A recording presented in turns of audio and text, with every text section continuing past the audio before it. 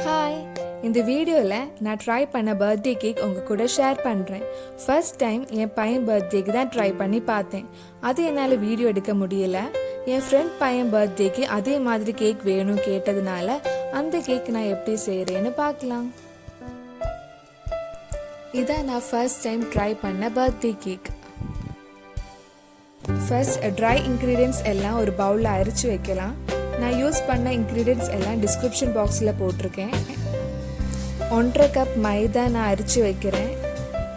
எனக்கு ப்ரொஃபஷ்னலாக பேக்கிங் தெரியாது. நிறைய வீடியோஸ் பார்த்து தான் என் பையன் ஃபர்ஸ்ட் பர்த்டேக்கு நான் ட்ரை பண்ணி பார்த்தேன். நிஜமாவே பர்த்டே கேக் ரொம்ப நல்லா இருந்துச்சு. 2-3 பேர் கூட என்கிட்ட பர்த்டே கேக் செஞ்சு தர முடியுமான்னு கேட்டிருந்தாங்க. இப்போ 1/4 tablespoon baking soda, 1 tablespoon baking powder add பண்ணுறேன்.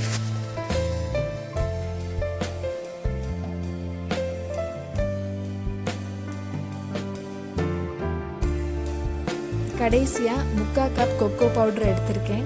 கொக்கோ பவுடர் கொஞ்சம் கட்டியாக இருக்கும். நம்ம இதே மாதிரி அரைச்சி எடுத்தோம்னா மைதா மாவு கூட நைஸாக மிக்ஸ் பண்ணலாம்.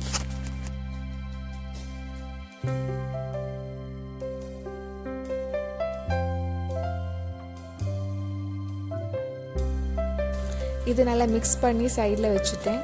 இனி நம்ம கேக் சாஃப்டாக இருக்கிறதுக்கு எக் பீட் பண்ணலாம்.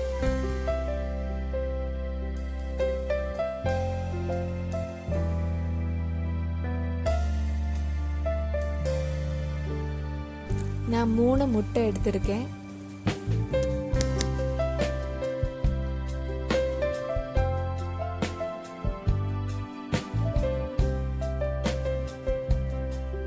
நம்ம முட்டையை நல்லா பீட் பண்ணணும். லைட்டாக ஃப்ளஃபியாக வர வரைக்கும் பீட் பண்ணணும்.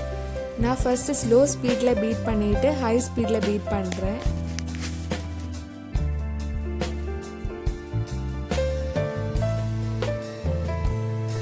எக் கலர் சேஞ்ச் ஆயிடுச்சு. இப்போ இதில் 1.5 கப் பவுடர் சுகர் ஆட் பண்ண போகிறேன். சுகர் வீட்டில் 1.5 கப் எடுத்து மிக்சியில் பொடிச்சு வச்சது தான் இதில் ஆட் பண்ணுறேன்.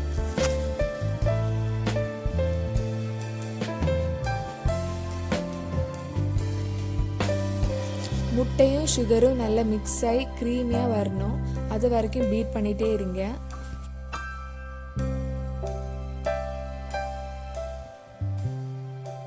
இப்போ நல்லா க்ரீமி ஆயிடுச்சு. இதில் நான் 1 கப் பால் ஆட் பண்ணுறேன்.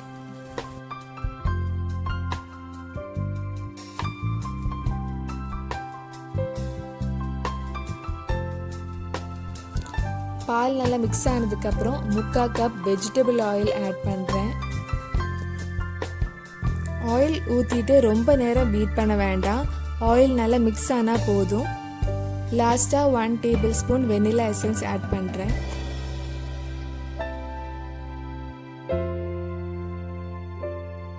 இப்போ நம்ம ஃபர்ஸ்ட் மாற்றி வச்சுருந்த ட்ரை இன்க்ரீடியன்ட்ஸ் எல்லாம் மிக்ஸ் பண்ணலாம்.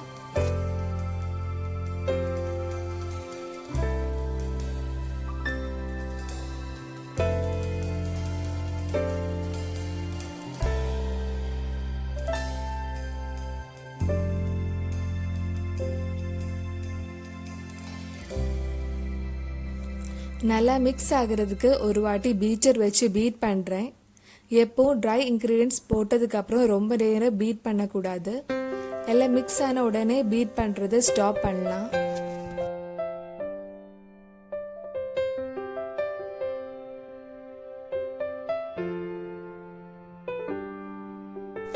இப்போ நம்ம பேக்கிங் ட்ரேயை கிரீஸ் பண்ணலாம்.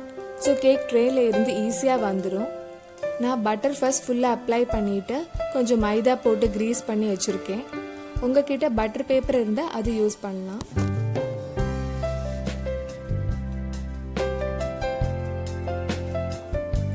ரெடி பண்ணி வச்சுருந்த கேக் பேட்டரை இந்த ட்ரேயில் ஊற்றலாம்.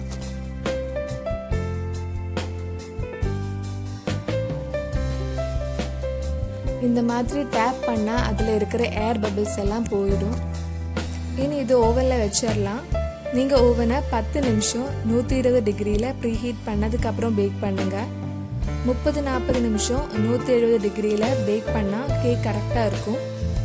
நான் யூஸ் பண்ணுற இந்த ஓவனுக்கு 30 வயசு இருக்கும். நல்ல ஒர்க்கிங் கண்டிஷன் இருக்கனால மாற்றாமல் வச்சுருக்கேன். இதில் டைம் டெம்பரேச்சர் செட் பண்ணுற ஆப்ஷன் எதுவும் இல்லை.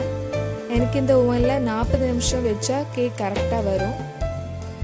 கேக் பேக் ஆயிடுச்சு. சூடாக இருக்கும்போது கேக் ட்ரேயில் இருந்து வராது.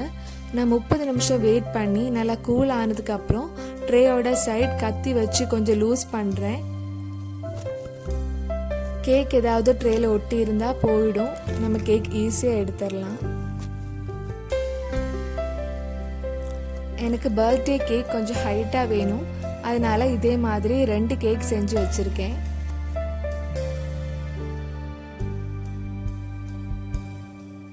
இந்த கேக் நான் எப்படி டெக்கரேட் பண்ணேன்னு பார்க்கலாம்.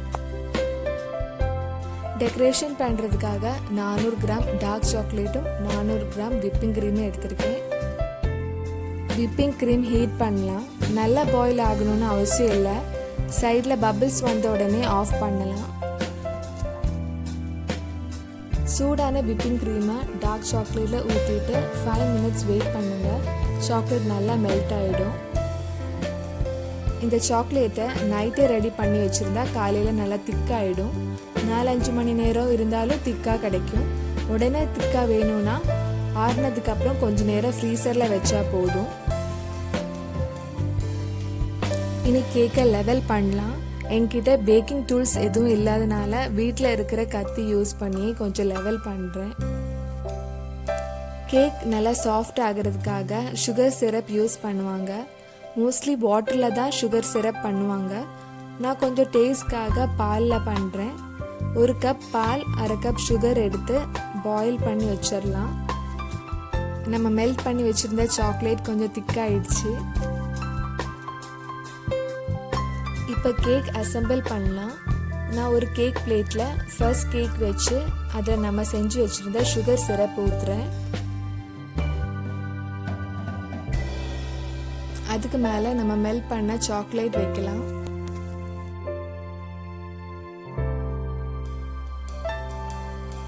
இதுக்கு மேலே நம்ம 2வது பண்ணி வச்சிருந்த கேக் வைக்கலாம்.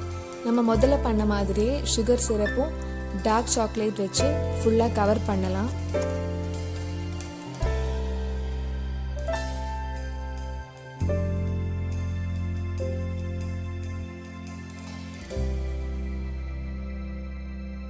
க்ரீம் லெவல் பண்ணதுக்காக நான் ஒரு பிளெயின் கார்டு யூஸ் பண்ணி சைடெல்லாம் நல்லா லெவல் பண்ணுறேன்.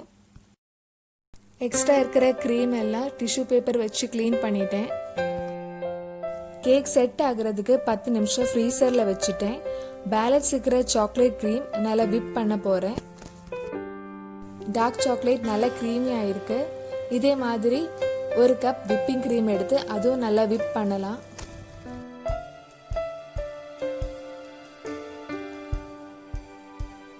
க்ரீம் நல்லா விப் ஆனதுக்கப்புறம் ஒரு பைப்பிங் பேக்கில் போடலாம். இந்த மாதிரி ஒரு கிளாஸில் பைப்பிங் பேக் வச்சா க்ரீம் ஃபில் பண்ணதுக்கு ஈஸியாக இருக்கும். கேக் கொஞ்சம் செட் ஆகிருக்கு. இதில் எனக்கு தெரிஞ்சு கொஞ்சம் டெக்கரேஷன்லாம் பண்ண போகிறேன். இந்த பைப்பிங் பேக் சைடில் சின்ன ஹோல் இருந்தனால நேம் கரெக்டாக வரல. நம்ம வீட்டில் பண்ணுற கேக்கு பர்ஃபெக்டாக வரணும்னு அவசியமே இல்லை. நம்ம அன்போடு செஞ்சு கொடுத்தாலே அது ஸ்பெஷல் தானே.